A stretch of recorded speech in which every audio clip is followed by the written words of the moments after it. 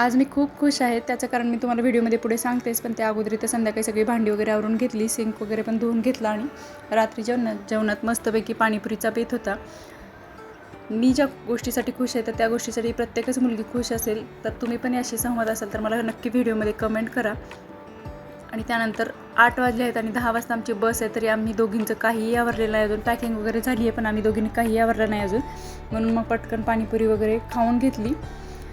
मस्त टेस्टी झाली होती पाणीपुरी, तर ती एन्जॉय केली. आणि त्यानंतर मग मी काव्याचं आणि माझंही आवरून घेतलं लगेचच.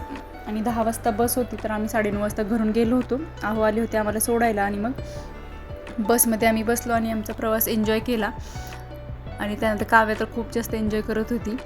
आणि त्यानंतर थोडेसे स्टॉप गेल्यानंतर माझ्या मोठ्या बहिणीची मुलगी म्हणजे निधी आली होती. ती पण आमच्यासोबत येणार होती लातूरला, तर ती पण आली. आणि नंतर लगेचच मग आमचा प्रवास सुरू झाला पुढचा. आणि सकाळी हे वातावरण आहे 6चं, तर 6 वाजता खूप फ्रेश वातावरण छान झालं होतं. सगळीकडे धुकं पसरलं होतं आणि आम्ही ऑलमोस्ट 6:30पर्यंत पोहोचलो होतो घरी. तर सकाळी झोपेतून या दोघींना उठवलं होतं, तर यांचा अवतार असा काही होता.